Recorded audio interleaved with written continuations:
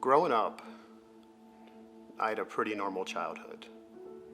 Mom and dad were married, nice house, my dad had a good job. But all that changed one day.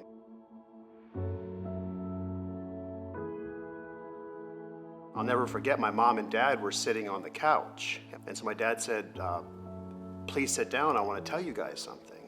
And we instantly knew something was wrong.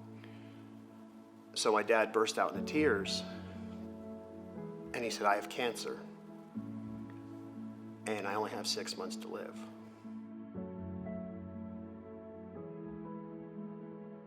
My mom started crying. My dad started crying. My brother started crying. And I went to cry and my dad went to hug me and I remember slapping his arms down. I was like, leave me alone! And I ran full speed into my room and I slammed the door, bam! And I slammed the door so loud and so hard that pictures fell off the wall. And my dad started banging, Bobby, open up, Bobby, open up. And I'll never forget just burying my face in the pillow and just screaming, leave me alone. So my dad picked the lock and he came in. And I stood up and I'm like, Dad, I'm really sorry. I didn't mean to hit your arms. And he said, it's okay, son. I just want to give you a hug. And I just want to tell you I love you. So he walked up and he gave me this big bear hug. And he just told me he loved me and he rubbed my back. And he took a step back and he looked me right in the eyes. And he said, is there anything I can do to help make you feel better? I said, yeah, don't die. Just don't die, Dad. And I knew right at that moment that I just asked my father to do something for me that he couldn't commit, something he couldn't do. And it was right at that moment I became a drug addict. But my drugs weren't needles you put in your arms. My drugs weren't pills. My drugs are in every household in America. My drugs are in your refrigerator. My drugs are in your pantry. My drugs are food. I ran to food. Food was my escape.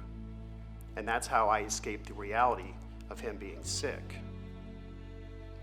Well, after my dad died, I just spiraled out of control. I self-sabotaged everything and I became obese. My problem with food was so bad that I climbed up to like 350 pounds.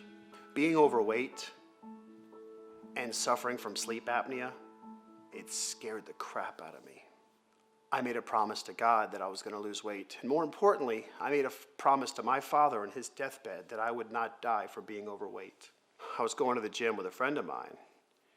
And in his car, he had something called the Blueprint to Success Hip Hop Mixtape by Eric Thomas.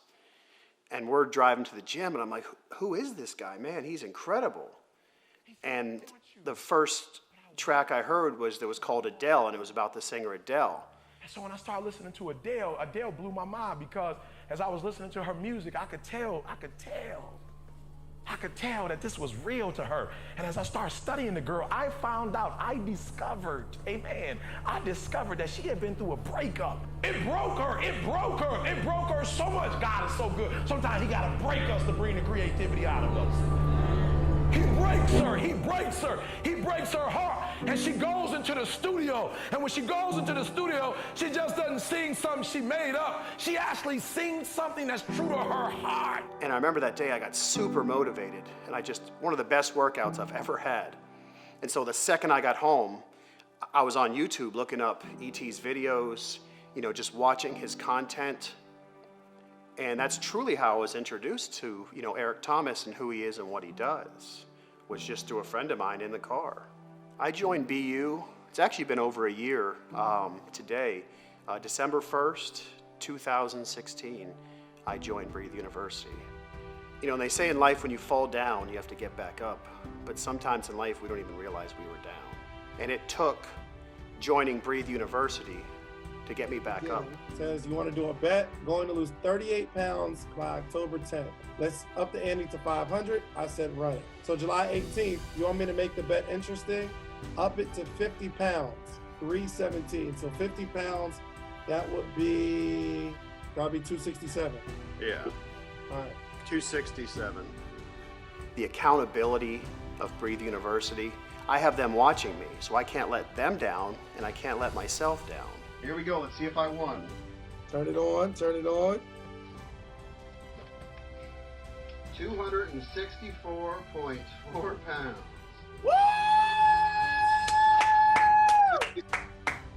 Yo. Life is tough. I would eat food because it made me feel good inside. Food made me happy. I know that might sound crazy to people, but food was my comfort. It made me forget about problems. Because of the growth I've had from Breathe University, from the personal development of Eric Thomas, and I faced the problem of life instead of running to food. I ran to food. And sometimes in life you just get sick of running. And that's why I think you should join BU. Is stop running from your problems. Start facing them and invest in yourself.